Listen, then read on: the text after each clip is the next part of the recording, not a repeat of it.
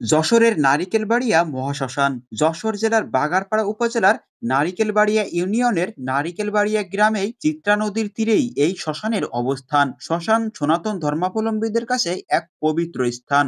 এই শ্মশানের প্রধান আকর্ষণ শিবলিঙ্গের আদলে নির্মিত এক শিব মন্দির। দূর থেকে দেখলে মনে হয় বড় একটি শিবলিঙ্গ এখানে স্থাপন করা হয়েছে। চিত্রা নদীর ঠিক তীর ঘেঁষেই অবস্থিত এই শ্মশানটি। একপাশে মৃতদেহ দাহ করার জায়গা, যা উঁচু ছাউনি দিয়ে ঢাকা। শ্মশানটি বেশ অনেক জায়গা জুড়েই অবস্থিত এবং অপর পাশেই এই শিবলিঙ্গের আদলে এই শিব মন্দিরটি।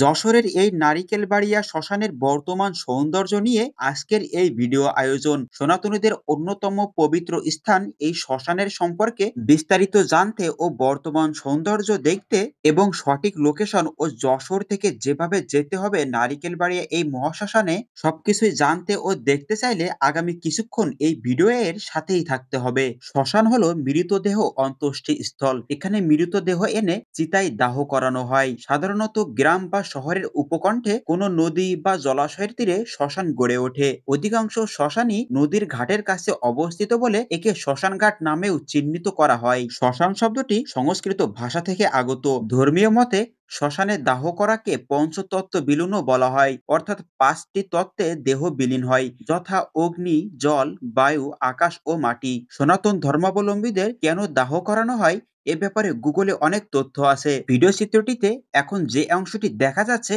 এটাই হলো সেই নারিকেলবাড়িয়া মহাশ্মশান। আর এই জায়গায় স্নান করিয়ে দাহ করানো হয় মৃত ব্যক্তিকে। তারপর কয়লা, মাটি ও জল সরাসরি নদীতে পতিত হয়। সব দাহ করা স্থান থেকে এই শিব মন্দিরটি দেখতে ঠিক এমন সুন্দর লাগে। শ্মশান যাত্রীরা এখানে এসে বিশ্রাম নেন, আর এখানেই সেই চিতা সাজানো হয়ে থাকে। শ্মশানের পাশ দিয়েই এঁকে বেঁকে বয়ে গেছে চিত্রা নদী। মন্দিরের সমস্ত জায়গা বেশ সুন্দরভাবে ঘেরা রয়েছে।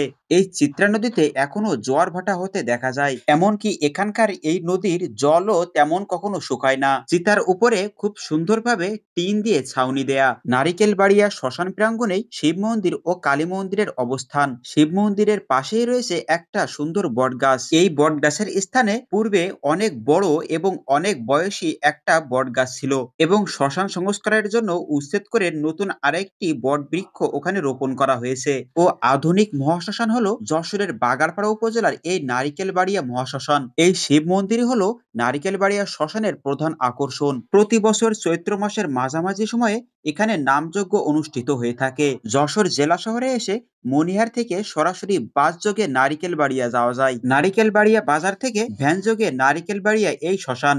শ্মশানে প্রবেশ করতেই প্রথমেই আসে একটি শতবর্ষী কাঠগোলাপ গাছ ও কীর্তনখোলা মন্দির।